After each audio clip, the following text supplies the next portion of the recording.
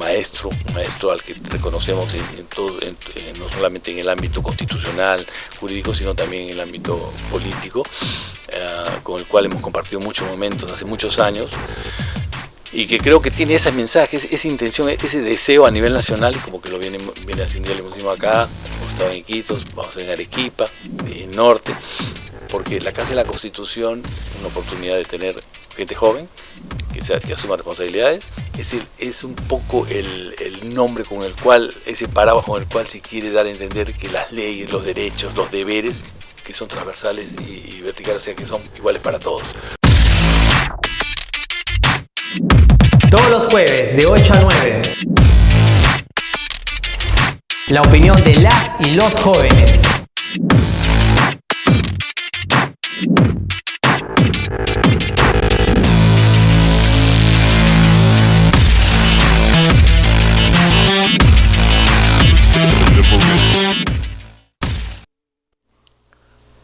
Amigos, buenas noches. Bienvenidos a CC Televisión, Casa de la Constitución, a este su programa Diálogo Democrático.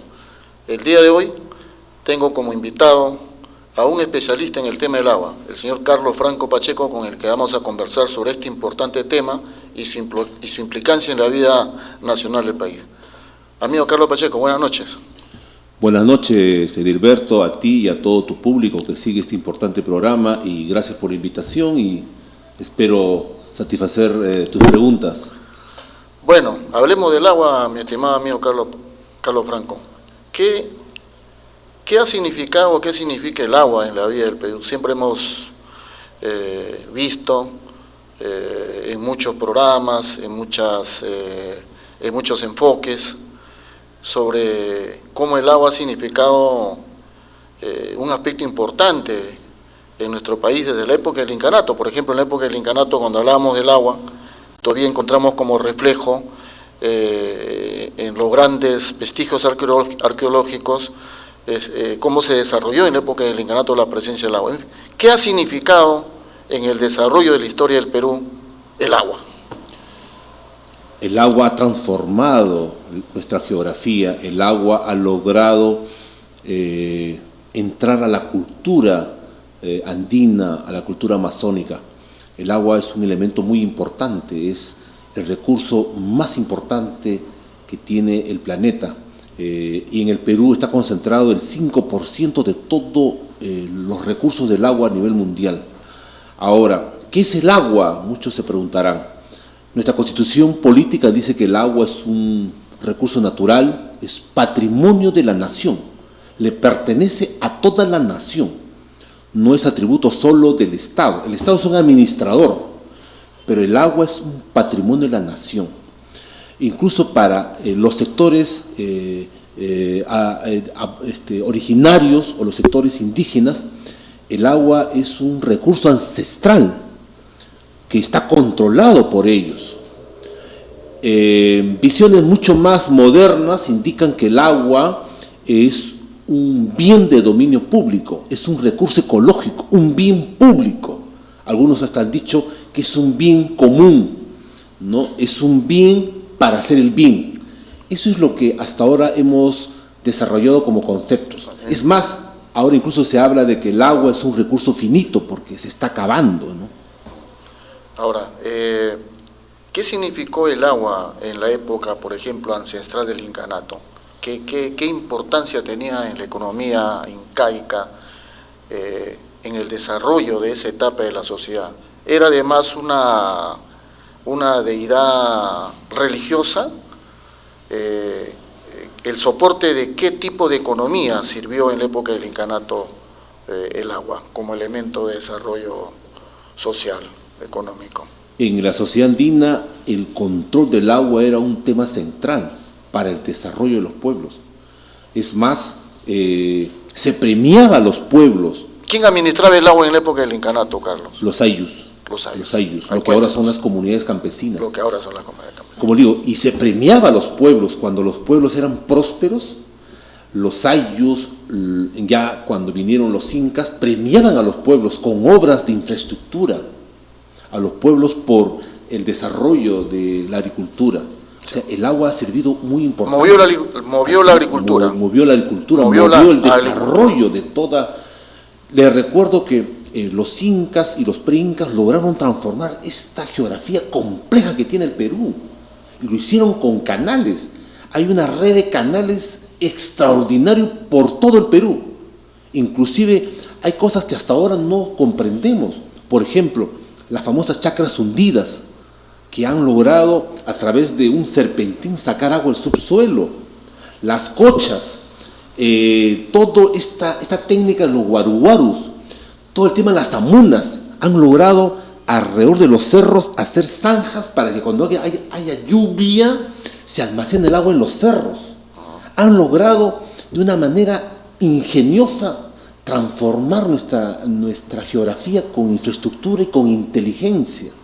Hasta ahora nos asombramos, por ejemplo, cómo han hecho los nazcas, por ejemplo, toda esa red de acueductos que hay, que hasta ahora todavía no comprendemos todavía la ingeniería hidráulica que se ha desarrollado. Todo ese vestigio que lo podemos ver cuando alguna vez hemos ido a Nazca, se ve. Cuando pasamos de la época del incanato a la época de la conquista y hasta la época de la emancipación, ¿en qué cambió el sistema del agua en el desarrollo social del Perú, en el desarrollo de la sociedad? ¿Se produjeron cambios?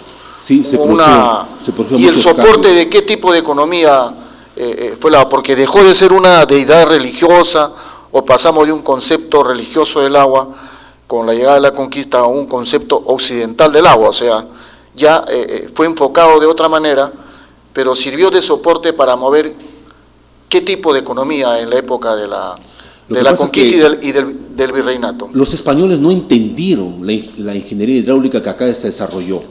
Por ejemplo, introdujeron esta técnica perniciosa que es, por ejemplo, regar bajo inundación.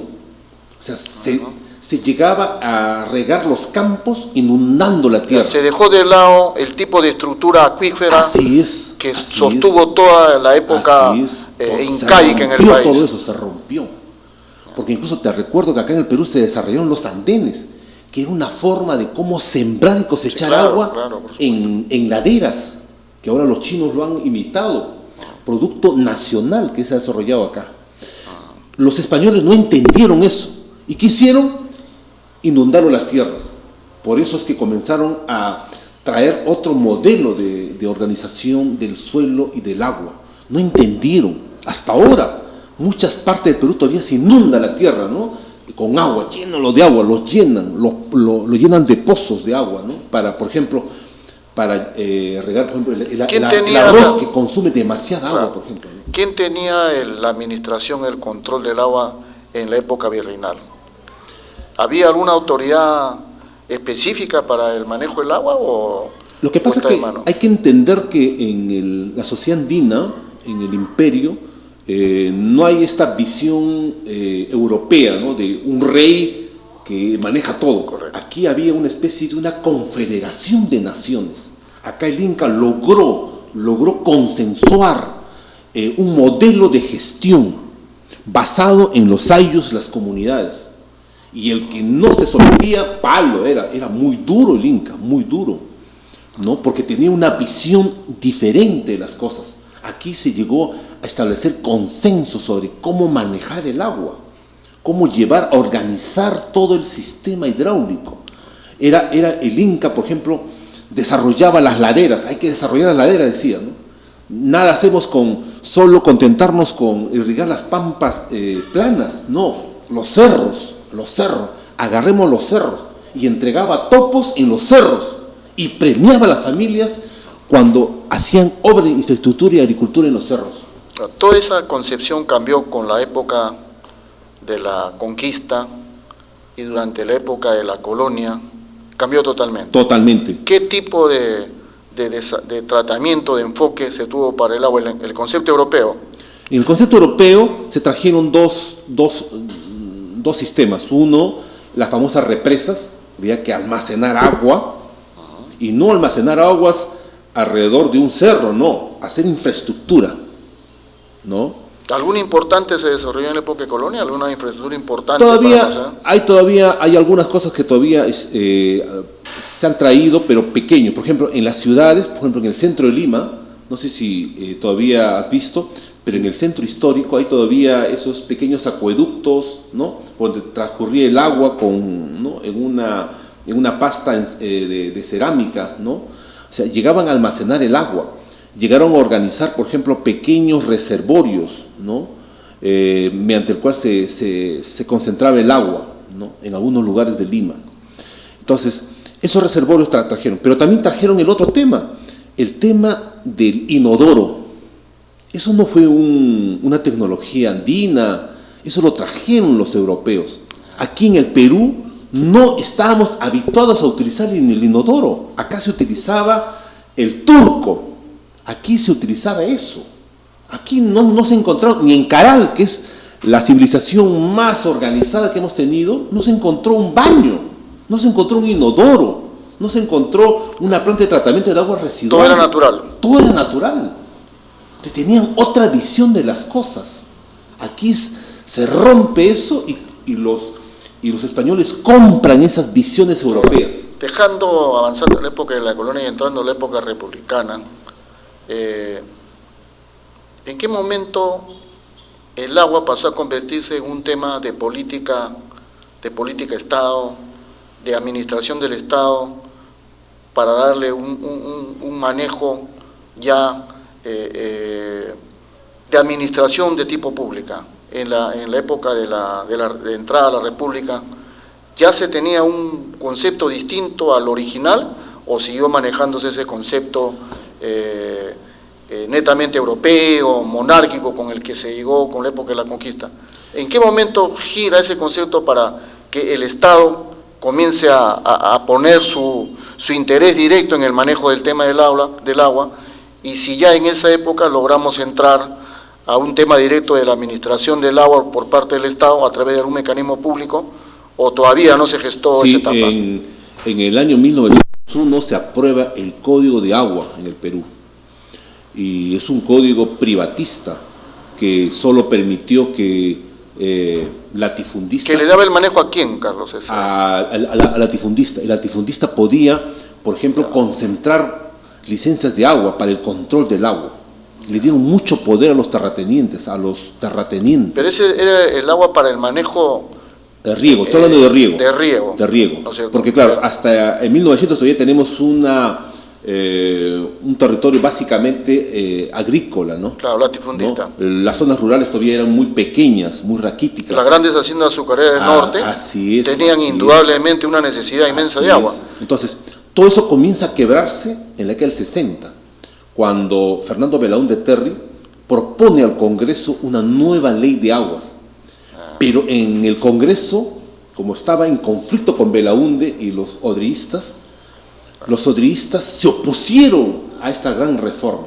Por eso es que entra Velasco, y lo primero que hace Velasco es saca una nueva ley general de aguas, ¿no?, mediante el cual rompe toda esta visión patrimonialista del agua. Lo rompe y le permite crear este concepto que se llama justificar el agua. O sea, hay que justificar el uso del agua.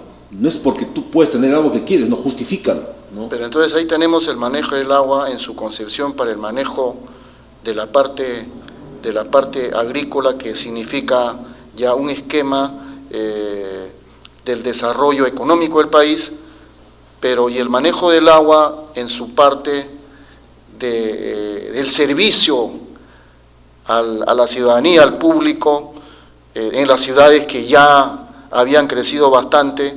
¿Qué enfoque tenían? O sea, está bien, bueno, está claro. En la década del 60 comienza a desarrollarse mucho, por ejemplo, la noción del servicio público del agua.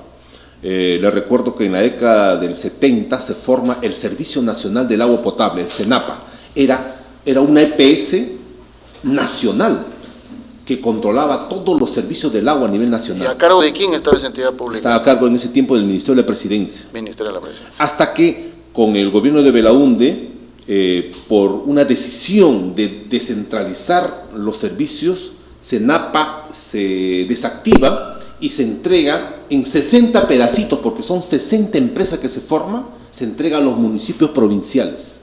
Eso es en el servicio público. Servicio público del agua. El servicio público. Pero aquí viene un gran enfoque. Pasamos en un momento dado de ser un país eminentemente agrícola a ser un país primario exportador minero. Y la minería sin agua no existe. Así es.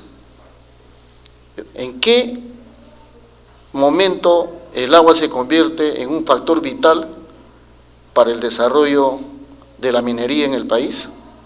¿Y en qué momento, Carlos, por esa necesidad se pasa a la construcción de las grandes hidroeléctricas del país? ¿Cuáles fueron las primeras?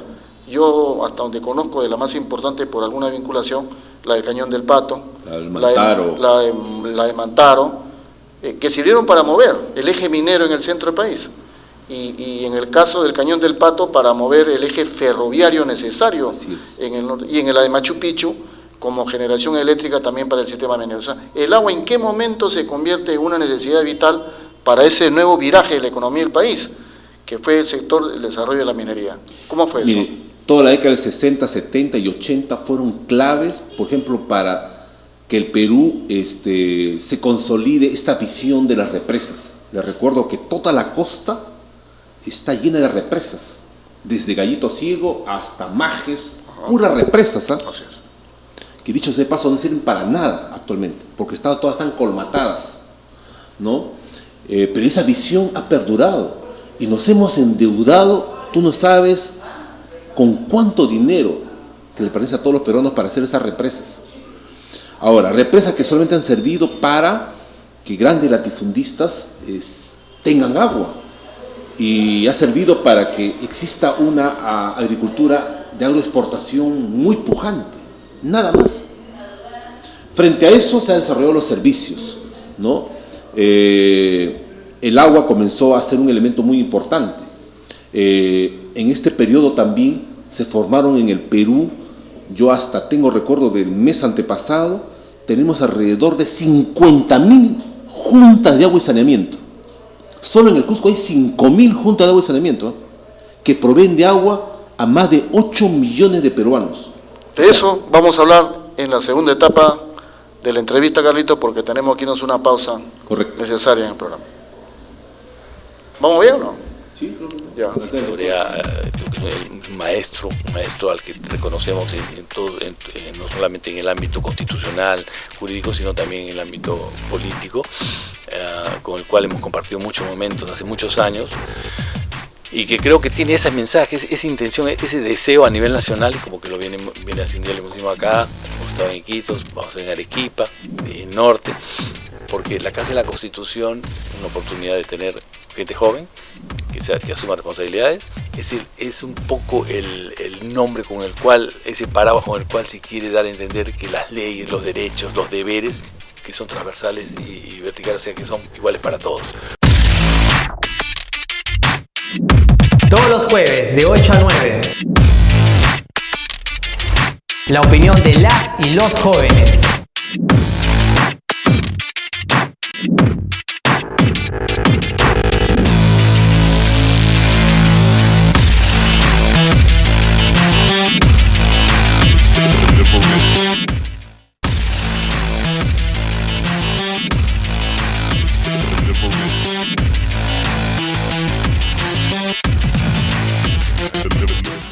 Buenas noches, mi nombre es Joel Odargusquiza, pertenezco a la organización Ciudadanas y Ciudadanos. Saludo para Casa de la Constitución Televisión. Reconozco el trabajo que vienen realizando, fomentando y promoviendo la participación de la nueva generación para el fortalecimiento de la democracia.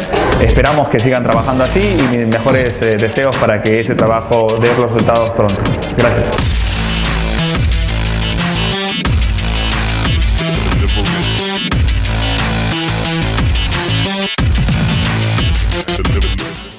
Hola, ¿qué tal? Mi nombre es César Loredo, soy del partido político Todos por el Perú y quiero agradecer a la Casa de la Constitución y saludarlo por la apertura que nos están dando a los jóvenes que estamos involucrados en política. Gracias, Casa de la Constitución.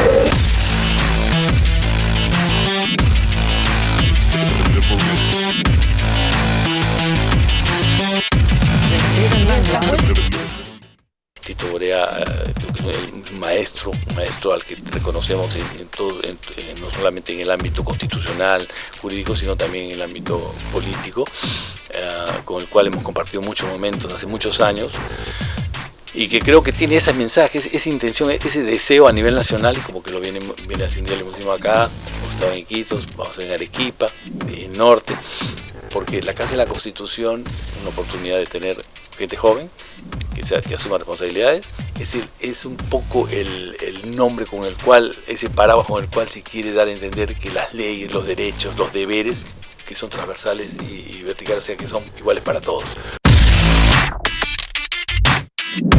Todos los jueves de 8 a 9.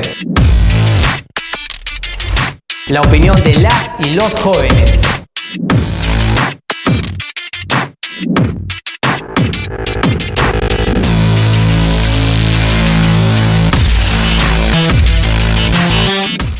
Bien, continuamos. Importante aporte, Carlos Franco, a cómo se ha ido desarrollando el proceso del agua a lo largo de la historia del país, en esta forma tan sucinta y resumida como la ha presentado. Bueno, pero ahora es inevitable preguntarle a Carlos Franco, en el momento actual, en qué estamos en el tema del agua, habida cuenta que hace pocas semanas se ha anunciado que el agua, la educación y la salud serán privatizados por acuerdo de la Organización de Comercio y Servicios PISA, que viene trabajando en este tema sobre la privatización del agua. ¿Qué quieren hacer con el agua, Carlos? Bueno, el agua en los últimos años ha tenido el siguiente devenir.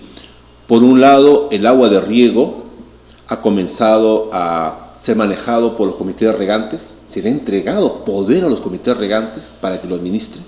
Es más, hasta el Estado ha permitido que los comités regantes son los que cobren para que después le den al Estado. Pero en las zonas urbanas, donde están estas 60 empresas del agua y estos 50.000 juntas de agua y saneamiento, estos hoy día tienen un problema.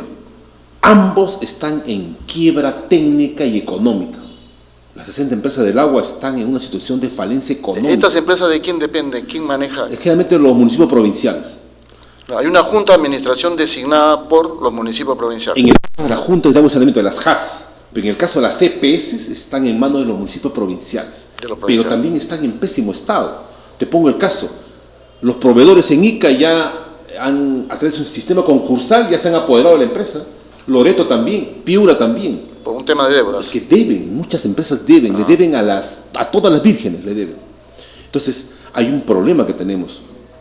¿Qué hacer? El año pasado, mediante una ley, se ha permitido que ahora todas esas 60 empresas pasen al gobierno central. Están en proceso de que ahora el Ministerio de Vivienda nombre a los nuevos gerentes de todas estas... Ya no la municipalidad provincial. Ya no. Saldrían de la esfera de la municipalidad. Saldrían de la esfera. Ese es bueno para el principio de subsidiariedad del organismo más cercano a la población. Según la ley de modernización de las EPS, se va a dar a través de un régimen de apoyo temporal. Lo que pasa es que también las EPS le deben, a los fonavistas, por ejemplo, le deben 980 millones de dólares. Y no hay plata en las cajas de las EPS para devolver eso. Ni habrá. Ni habrá. Y todos están en tubos, todos están en... Lo que pasa es que te recordarás que Fujimori decía, pero no paguen el Fonavi, ¿no? Entonces la gente no pagaba el Fonavi. Pero sin embargo, las EPS le pedían plata al Fonavi. Entonces ahí tenemos un problema grave. Entonces, ¿qué está haciendo el gobierno? Creando un régimen de apoyo temporal para evitar que los proveedores se agarren a las EPS, pero también al mismo tiempo tengan la oportunidad de, bajo un reflote, tengan recursos para devolver a los fonavistas, porque los fonavistas tienen derecho a que les devuelvan ese dinero. Entonces, hay una fórmula para que a través de un régimen de apoyo estas empresas puedan reflotarse, puedan incluso hasta integrarse, de manera que por economía de escala puedan enfrentar los diversos exigencias que tiene el usuario del agua potable. En esa línea de enfoque, ¿qué quiere la Organización Mundial de Comercio, el programa PISA Internacional? ¿Qué busca con la propuesta de privatizar, entre otros servicios, el agua? ¿Cuál es el enfoque? Yo creo que se dice que es un nuevo enfoque mundial de la concepción del manejo del agua. Lo que pasa es que hasta ahora se ha manejado mucho el comercio del agua como un bien público, ¿no? Se ha manejado, ¿no? Actualmente exportamos agua a través de botella, pero también exportamos agua a través de productos, materias primas, ¿no? El espárrago, si tú le exprimes el espárrago, el 80% es agua. Si tú ves todas las frutas que salen, todo el producto es agua. Es agua lo que estamos exportando. Exportamos agua, ¿no? Entonces, hay la idea, buena por cierto, de buscar un concepto mucho más uniformizador a nivel mundial, que permita que existan estándares para que los que quieran invertir en servicios, observen algunos lineamientos básicos, ¿no? Te recuerdo que en temas de servicios tenemos un déficit. Te recuerdo el caso de Dorran. Dorran no podía llenar la olla para refinar porque había muchos problemas para juntar plomo, ¿no? Y tener un costo competitivo. Por eso los americanos lo cerraron, el Dorran. Dijeron, ¿para qué? Pues si no me conviene, no puedo llenar la olla, ¿no? Entonces, los servicios de refinería estaban aquí con muchas restricciones. Entonces, lo que pretende, por un lado, es uniformizar algunos criterios para que la intervención de empresarios en temas de servicios sea vital para el desarrollo de este sector de la economía que son los servicios. Pero también tiene un lado malo, que es el aspecto que se le critica, una especie de un pacto secreto, ¿no? Para que algunas transnacionales vinculadas a servicios se apoderen de estas empresas, ¿no? Entonces, ahí hay un peligro que incluso lo ha manifestado Luis Izarra, el secretario general de la FENTAP, mediante el cual expresa que hay un peligro de que a través de este acuerdo de comercio de servicios pueda haber impedimento para que la empresa pública siga siendo o brindando servicios, ¿no? Entonces, hay una especie de discriminación del Estado. Entonces, lo que quiere decir Izarra es que el Estado también cumple un papel acá, y es cierto. Que no abandone. Que no se abandone. El papel del Estado fundamentalmente es igualar a los desiguales. Hoy día nuestras 60 empresas están en falencia económica. Yo no creo que sea bueno que el privado entre ahí y más bien logre poner en problemas las tarifas a propósito de su ingreso. Más bien creo que el Estado tiene que cumplir un papel ahí, ¿no? Más aún si estamos hablando de que está llegando a sectores muy pobres, ¿no? ¿Cuál va a ser el impacto? ¿Se ha medido cuál sería el impacto de esta propuesta de que el Estado abandone el tema del servicio del agua para ser manejado en un concepto privatista como el que has explicado? Yo creo que el gran problema es de que el Estado, cuando entre un privado, el Estado no va a tener control sobre, estos sectores, ¿no? Es más, quiere renunciar el Estado a su papel, porque cuando un usuario quiera reclamar, le va a decir, señores, primero vayan a la empresa y después vienen a mí. Hoy día no ocurre esto. Hoy día el usuario va directamente al Estado y el Estado le exige a la empresa estándares. Entonces, un poco lo que quiere los promotores de este proyecto es que el Estado quede como un órgano regulador, casi sin papel, mediatizado, ¿no? Sin un juego acá. No, yo creo que eso sí es un gran peligro. Creo que el Estado no debe renunciar a su papel. ¿Cuál se va a ser el alcance de esto? ¿A nivel del manejo del agua para una producción de tipo comercial, industrial? ¿O también va a tener este alcance para el agua de todos, que cuando abrimos el caño y nos llega la factura del mes? Recuerdo que en las tarifas tenemos 4 tipos de usos. Tenemos el uso doméstico, el uso estatal, el uso industrial, ¿no? Y otros usos. Entonces, hay diversos usos ahí. Pues yo creo que sí creo que el Estado no Yo le pregunto esto, Carlos, porque hace algún tiempo que tuve la oportunidad de estar vinculado al gobierno regional La Libertad. No se olvide que ahí tenemos el inmenso proyecto que es Chaymochi. Represa también, ¿no? ¿No es cierto? Y bueno, claro, la represa, ¿no es cierto? Y entonces se trataba que había un conflicto porque la agroindustrial Laredo, manejado por el grupo colombiano Manuelita, estaba en un diferendo con el gobierno regional La Libertad, en la medida en que no se ponían de acuerdo sobre el costo del agua que pretendía Manuelita pagar a Chavimochic, y que eran temas de centavos, pero que centavos en la cantidad inmensa que utilizaba Manuelita para el tema del regadío, de lo que él tenía de la caña en Chavimochic, y parte de la otra en la implementación que tenían de la producción de la melaza y la producción papelera, significaba unas sumas inmensas. Este tema entraría también a ese aspecto del manejo del agua para digamos, los grandes proyectos que se desarrollan en el país, que sin agua no son nada, como es el caso incluido de Majes. Efectivamente. O sea, Majes no hay si no hay agua. Así es. Lo que pasa que en los últimos años las leyes han sido muy claras. Por ejemplo, Sedapal acá en Lima, hasta el mes pasado, tenía por ley, digamos, dispuesto para que esta empresa controle el agua subterránea. Pero por una decisión del Tribunal Constitucional, permitió que ninguna empresa en Lima pague tarifa de agua subterránea. Digo hasta el mes pasado, porque este mes ha salido un decreto legislativo recientemente, mediante el cual ahora les obliguen a las empresas para que paguen una tarifa de agua subterránea, recién, ¿no? Entonces, ahora es bueno, porque Von Hessen decía, la semana pasada decía, yo no sabía que las embotelladoras de agua de mesa no pagaban tarifa de agua, es cierto, claro, gratuito sacaban, y gratuito ganaban, ahora sí.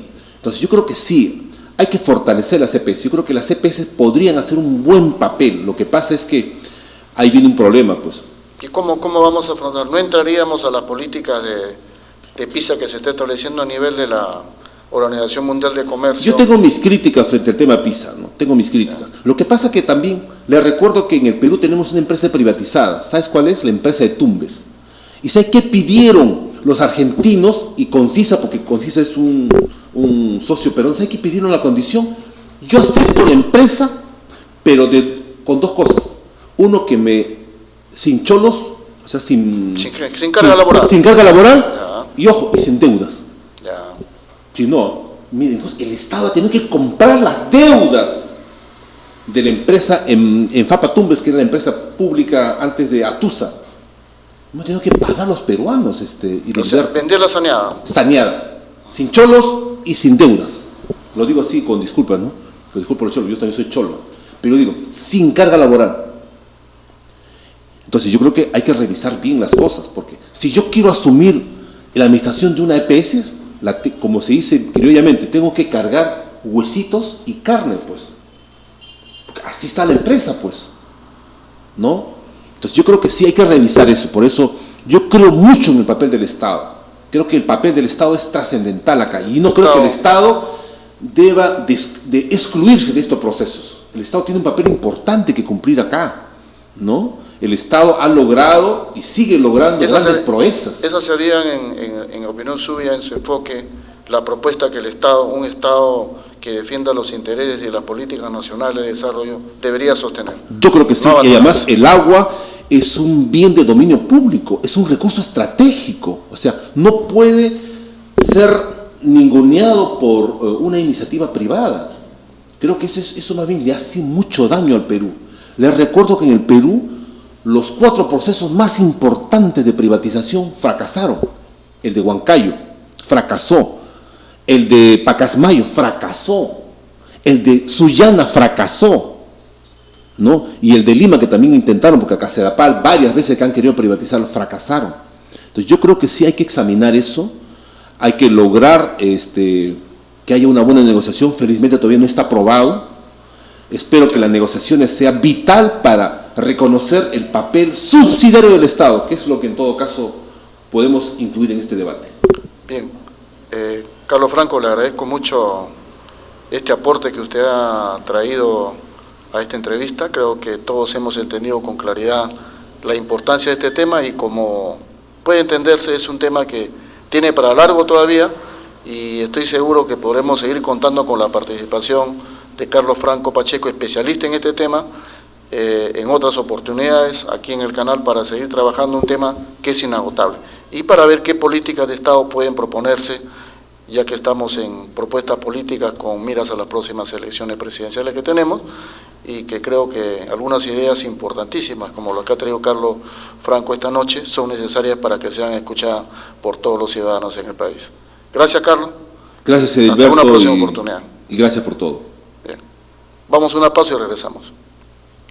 Tito Borea, lo saludamos, sabemos que es un gran profesional, un mejor político, una buena persona, y yo creo que la labor que le está haciendo con los jóvenes del Perú, del país, con la Casa de la Constitución y con las tareas enmendadas a los jóvenes del Perú, yo creo que debemos alabar su tarea, muy profesional, muy política, muy costosa en términos de sacrificio personal, familiar, y le deseamos la mejor de las suertes. Gracias, Tito.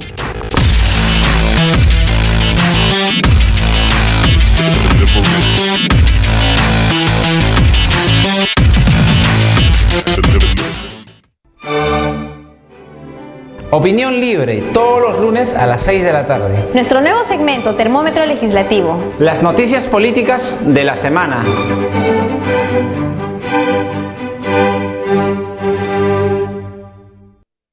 Buenas tardes, soy Ángela Canto Buendía, representante de Pacto por el Perú. Felicitar por los temas de interés nacional que están tocando, especialmente para poder juntar, unir a la juventud en esta influencia grande que es la política. Muchas gracias y un saludo grande de la Casa de la Constitución.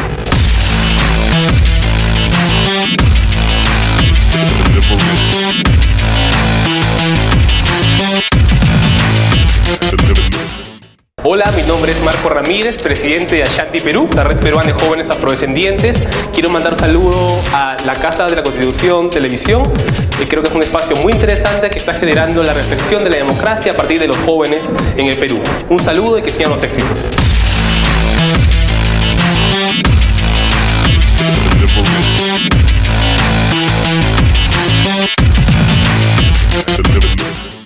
Hola, mi nombre es David García Fuentes, soy del Club del Emprendedor Perú y soy del distrito de Pachacamac. Muchos éxitos, Casa de la Constitución.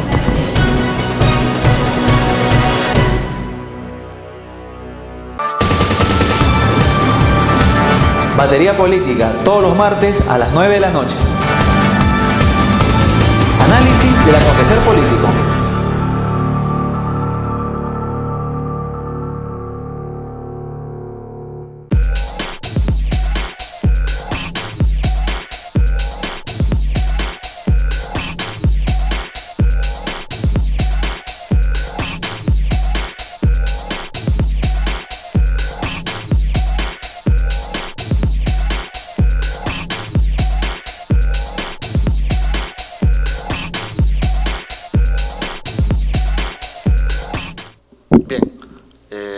Vamos a esta segunda parte y tengo como invitado especial al doctor Felipe Barazorda Cebrián, abogado, especialista en temas de familia, con el que vamos a conversar un tema importantísimo y que está en la opinión pública todos los días en todos los medios de comunicación, la violencia familiar. Bienvenido, doctor Barazorda, a este programa Diálogo. Muy buenas noches, muchísimas gracias, Edilberto, por la invitación y acá gustoso dentro de tu programa. Espero aportar algo para ver el tema muy importante que es la violencia familiar. Todos los días en los medios, doctor Barazorda, vemos mañana, tarde y noche. Pegaron a mi hija, mi esposo me maltrató, mi hermano me agredió. Siempre ha sido así el país, un tema de este tipo de violencia. Es una cosa que viene con la tradición del país. Hace 10 años, 20 años era también así la sociedad peruana. ¿En qué ha cambiado la sociedad peruana? ¿O siempre ha sido, como se dice en el Perú, la política de más me pega, más te quiero, y la violencia siempre ha existido? ¿O de pronto se ha producido algo y de la noche a la mañana en estos últimos años hemos pasado? ¿Hay estudios sobre la violencia familiar en el país que conozcamos? ¿Así ha sido en toda la etapa de la historia? ¿Qué sabemos, doctor Barroso, sobre este? A ver, Edilberto, más o menos para enfocar el tema de la violencia, ¿no? La violencia en sí es una acción, ¿no es cierto? Una acción o omisión, ¿no es cierto? Que uno cuando deja de hacer algo o acciona algo. Pero en sí, la violencia, ¿qué es una violencia? Es algo subjetivo que nace del interior de toda una persona. Cuando uno quiere hacer una acción de violencia, tiene que ver con su forma de ser, ¿no es cierto? Cuando una persona quiere accionar y violentar o dañar a otra persona es porque conscientemente está realizando un acto de poder dañar, hacer sufrir, en este caso, a la víctima, ¿no? Causándole daño físico, psicológico. Si bien es cierto, nuestra norma solamente habla sobre la violencia física y psicológica, pero hay otras violencias. Y siempre ha sido así en el Perú. Nos remontamos al tiempo, ¿no? Muchos sabemos de que esto no ha sido así, ¿no? Inclusive cuando nosotros conversamos con nuestros padres, nuestros abuelos, el respeto, porque tiene que ver mucho con el respeto, las normas, ¿no es cierto?, y las conductas de las personas para que esto llegue a una violencia, ¿no? Entonces, el hogar, ¿no?, en la etapa que nos antecede, en la etapa de nuestros abuelos, había mucho respeto a los miembros de la familia. ¿En qué ha cambiado lo que hoy en día no se ve? ¿Y por qué se ha producido se ha visto, ¿no? Algunos estudiosos manifiestan que el crecimiento demográfico de las personas, la exorbitante propaganda de los medios de comunicación sobre violencia, sobre la tecnología, esto ha habido un cambio rotundo en la mentalidad de la población, sobre todo en la juventud. No ha habido un enfoque donde ha habido una regulación de las conductas de estas personas, de nuestra juventud. Y cada día esta tendencia va creciendo. Por eso que, como iniciaste tu comentario sobre las noticias día a día, todos los días vemos temas de violencia. No es porque parezca contradictorio, doctor, pero yo, como usted dice, yo recuerdo no más de 15, 20 años atrás, que los viejos abuelos, los padres decían, o te portas bien o te cae. Entonces había un respeto que se iba transmitiendo de los hijos a los padres y la conducta muchas veces por los padres en ese estilo de corregir, pues te agarraban y tenías el famoso San Martín. Y entonces a ti te corregían, o sea, o te corregían en casa. Pero hoy, por temas distintos y jurídicos que hablaremos en una segunda parte, no se puede tocar a nadie. Pero volviendo al tema, toda nuestra tradición en el Perú era una tradición de respeto, era una tradición o sea, podríamos decir que el entorno social, la globalización de los medios, la nueva tecnología ha producido un cambio mental en la sociedad que nos está llevando a este desborde de la violencia, donde justamente hablar de violencia familiar es romper con el esquema de lo que es la base de la familia. Ya no hay respeto a nivel de la familia. Tanto hemos cambiado. Estudiosos lo manifiestan. Hay muchas causas, muchos efectos que han logrado o se está logrando estos cambios rotundos, ¿no es cierto? Porque si nosotros hacemos un retroceso en la época del incanato, solamente 3 reglas: Amazúa, Amajeya, Amayú. 3 temas dicho, ¿no? Muy importantes y precisas. Con eso se manejaba todo esto, y funcionaba de manera perfecta. Tú mentías, tenías una sanción, pero una sanción donde eso surtía efecto, ¿no? Tú robabas de igual manera, ¿no? Entonces, la tendencia del crecimiento, la mala regulación del Estado, que no hay programas efectivas, ¿no?, que deben de orientar a la juventud de hoy para que pueda ver el tema de la conducta, ¿no? ¿Qué hacemos hoy en día que nuestros señores políticos nos llenan de obras, sí es cierto, Pero y si continúa esto, mañana más tarde, todas esas obras que están elaborando, los parques, las grandes obras que están desarrollándose, ¿quiénes lo van a ocupar? ¿No? Lo van a ocupar personas de mal vivir. ¿no? La tendencia es esa, ¿no? Entonces, todos los días, si nosotros salimos de nuestras casas, todo es violencia. Desde que subimos a un micro no hay ninguna clase de respeto. El señor que cobra en el micro falta respeto al niño, falta respeto a la madre, al padre, al adulto mayor, no lo quieren ni recoger, porque demoran en el trayecto para poder recogerlo a la adulta mayor. Entonces, hay una secuencia de violencia en todo momento del quehacer diario, ¿no? Nosotros sufrimos, y todos creo que sufrimos ese tema de la violencia. El reflejo de esta situación, doctor Barazorda, son ciertas cifras que realmente son impresionantes. Dice que, según el Observatorio de Criminalidad del Ministerio Público, en el año 2013 hubo 65.850 denuncias por violencia familiar en Lima, y el año pasado se sumaron 37.000 denuncias más, y que en el periodo comprendido del 2009 al 2014 se registraron 851.370 casos de violencia, y que Lima ha sido el departamento del país con más casos de crecimiento de violencia familiar, ¿no?, que terminan en feminicidio, seguido de Arequipa, pero que a nivel de Lima principalmente está localizado a nivel de lo que podemos llamar los entornos de los sectores menos favorecidos económicamente. Entonces existe la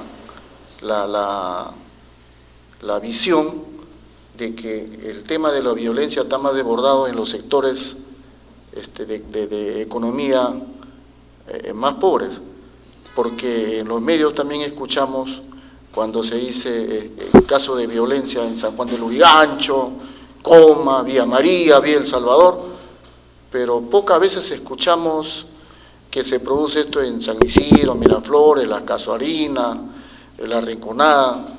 ¿Este es un tema de estratos sociales, doctor? ¿O cómo es la figura? Bien, según la estadística, ¿no?, lo que usted dice es cierto. O sea, ¿en dónde están concentrados las denuncias sobre violencia familiar? Un porcentaje mayor son los conos. ¿Por qué? Porque las familias, ¿no es cierto?, de estos sectores, ¿no?, dicen algunos especialistas, ¿no?, inclusive los fiscales de familia manifiestan que no tienen conocimiento previo a lo que es el respeto por los hijos, los cónyuges, el grupo familiar, por su mínima educación en algunos aspectos, no en todos, ¿no es cierto?, porque viven de manera no tan adecuada por la necesidad de la migración que vienen del interior del país hacia la capital, por lo que no hay un control, no hay una adecuada educación para con los hijos, porque ellos tienen que trabajar y no tienen un tiempo especial para dedicarlo a los hijos. ¿En qué momento uno, ¿no?, puede dedicarse a los hijos y orientar una adecuada educación de las normas urbanas que puede estaríamos hablando de un tema mucho más complejo, doctor Barazorda, porque estaríamos hablando ya de un tema que requiere una política de Estado más clara y contundente, porque estamos hablando de la base social del país. O sea, si en ese nivel de las familias no logramos superar este tema, va a ser muy difícil poder abordar ya en su etapa en la que se convierte en un problema ya de desborde de la violencia. Entonces, debería haber un enfoque de política de Estado más clara, más directa en este aspecto. Si bien es cierto, tenemos programas de prevención contra la violencia familiar, pero esos programas hemos visto que en la práctica no surten efecto. No funciona. ¿Por qué? No funciona. Así como decimos, no funciona. Porque ¿qué sucede, por decir, cuando una una cónyuge o una conviviente ha sido víctima de agresión física, psicológica, maltrato psicológico, físico. Lo que hace es ir a la comisaría, y en la comisaría sabemos que difícil nos aceptan las denuncias a estos señores. Hemos visto casos en el estudio que vienen personas que inclusive tienen que ir con el abogado para que le asienten la denuncia por violencia familiar, sabiendo que la Policía Nacional es obligación recibir todas las denuncias de violencia familiar, pero sin embargo le preguntan qué es lo que ha hecho. Sabemos que nuestra norma establece... Vamos a entrar a las normas en unos momentos más, doctor. Entonces, las denuncias la cifra que usted ha dado son cifras que han existido sobre las denuncias realizadas. Claro, no están en cuenta. No han sido realizadas. No sabemos, debe ser lo mismo. Ya, pero lo concreto es que este desborde de violencia familiar se da principalmente a nivel de los sectores menos favorecidos, como te he dicho, los conos, porque poco escuchamos. Entonces estamos en un tema eminentemente ahí social, que ya lo abordaremos en su parte normativa seguramente en esta segunda parte.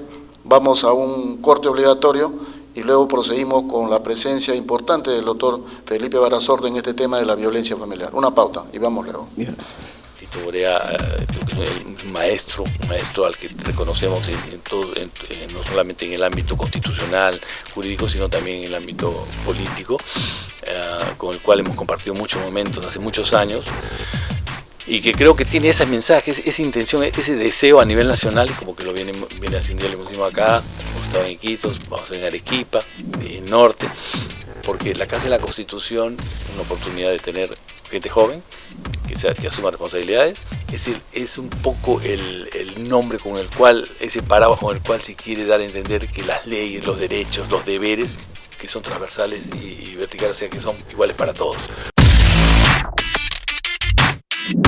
Todos los jueves de 8 a 9. La opinión de las y los jóvenes.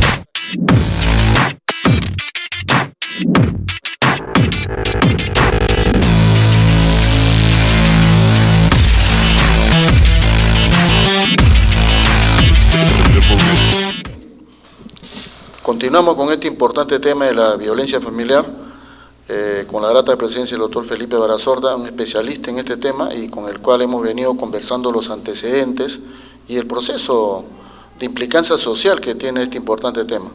Vamos a entrar ahora al tema de la normatividad jurídica para entrar a este tema ya no como prevención, sino cómo se producen y cómo se tiene que afrontar desde la parte de los operadores jurídicos, ¿no? Porque al respecto sabemos que gran parte del tema de la violencia familiar está precisada y normada en la Ley de Protección frente a la Violencia Familiar, el Decreto Ley 26660, donde se van delegando cuál es la participación que tienen en la intervención de la Policía Nacional, ¿no? La intervención del Ministerio Público, la intervención del juez especializado de familia, la intervención del juez especializado en lo penal y la participación también de las defensorías municipales del niño y adolescente en lo que corresponde a la presencia de las autoridades municipales.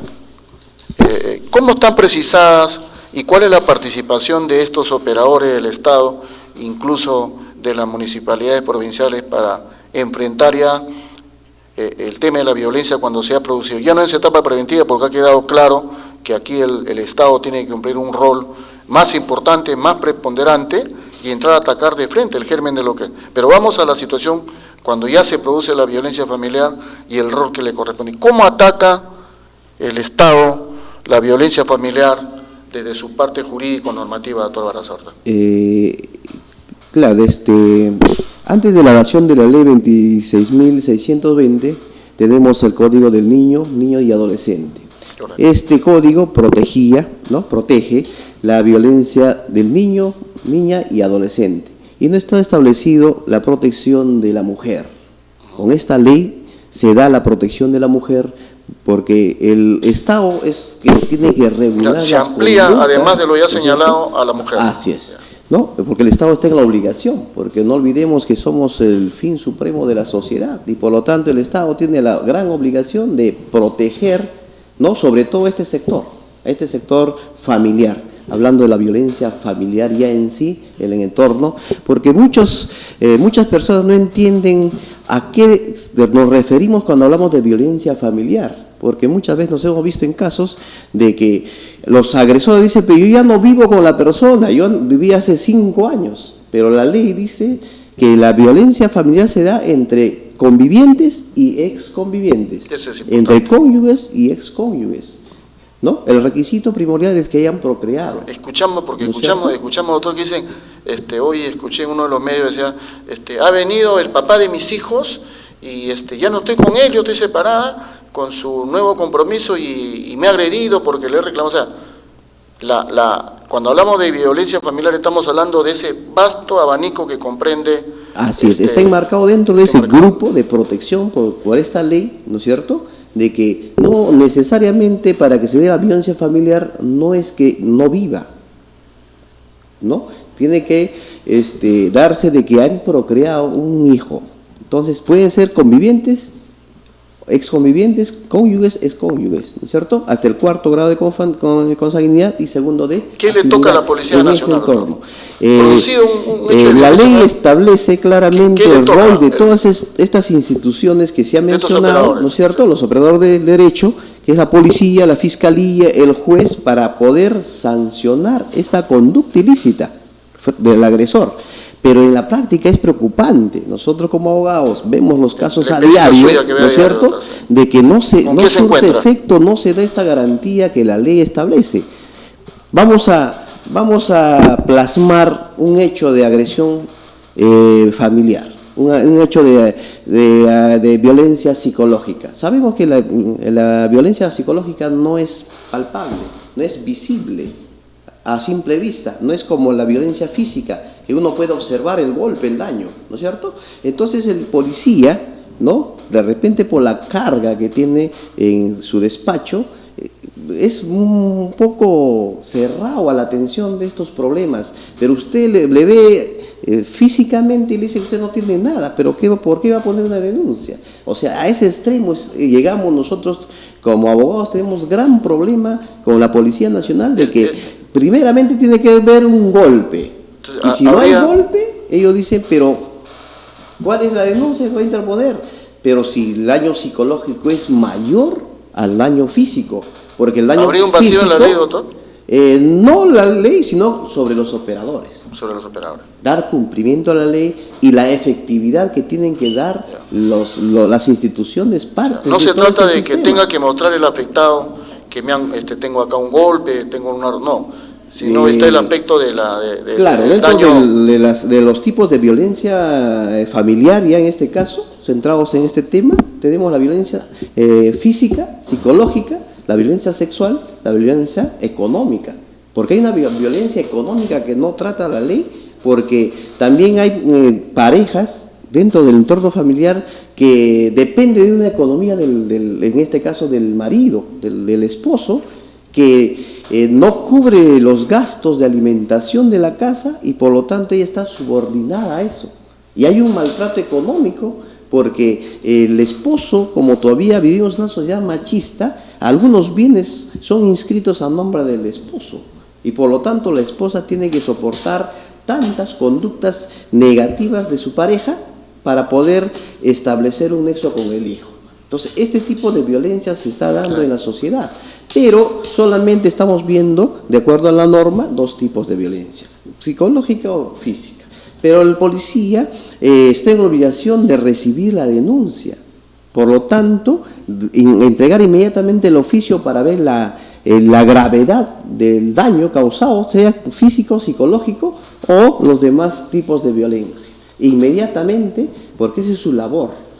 Y lo preocupante en este aspecto es de que la persona agredida pone la denuncia y tiene que ir al hogar, si es que sigue viviendo con el agresor, a vivir en la misma casa, ¿no?, justamente donde ha puesto la denuncia. En ese momento, ¿quién garantiza que este agresor no va a volver a agredirse de mayor gravedad? Porque ya sabe que le han denunciado. Entonces no creo que se ponga como una santa palomita y va a poder de estar tranquilo en el hogar. Por lógica, ¿no? Este agresor va a reaccionar frente a una denuncia ya interpuesta por su pareja. Y no hay la institución que protege esto. Por eso hemos visto ya en la televisión a menudo que ya han llegado al feminicidio. Hay personas que han asesinado a su pareja. En este caso el pintor hace poco que se ha dado. ¿Y quién protege eso en ese momento? Por eso que muchos casos no son denunciados. Por ese motivo, por el temor de ser agredidos, ¿no? Tomando represalia de esta denuncia. Entonces los operadores del derecho están con las reglas claras y debe cumplirse. Debe cumplir con cada lo que uno establece la ley, ¿no? Y para poder. Pero obviamente, doctor, no vamos a terminar, con eso no vamos a darle una solución como se quiere, porque me imagino que estos procesos tienen que ser analizados con mayor amplitud para ir precisando en el camino reglas más claras, ¿no? Y ver de qué manera podemos poner por lo menos un control a este tema. Doctor, importante los aportes que usted ha hecho. A nombre del programa Diálogo Democrático, yo le agradezco mucho su presencia, sus importantes aportes. Gracias por la invitación. Doctor Barazorda. Y estoy seguro que en este tema, que es un tema que tiene para más, podremos contar con su presencia en alguna otra fecha para seguir conversando sobre este tema e ir entrando a algunas proyecciones mayores. Amigos, muchísimas gracias. El Diálogo Democrático llega a su fin en esta oportunidad. Hemos contado con la presencia de Carlos Franco Pacheco sobre el tema del agua, especialista en este tema, y la importante presencia del doctor Felipe Barazorda en el tema de la violencia familiar, sobre el cual todavía tenemos mucho que hablar. Buenas noches, muchas gracias y hasta el próximo miércoles. Tito Borea, lo saludamos, sabemos que es un gran profesional, un mejor político, una buena persona, y yo creo que la labor que le está haciendo con los jóvenes del Perú, del país, con la Casa de la Constitución y con las tareas enmendadas a los jóvenes del Perú, yo creo que debemos alabar su tarea, muy profesional, muy política, muy costosa en términos de sacrificio personal, familiar, y le deseamos la mejor de las suertes. Gracias, Tito.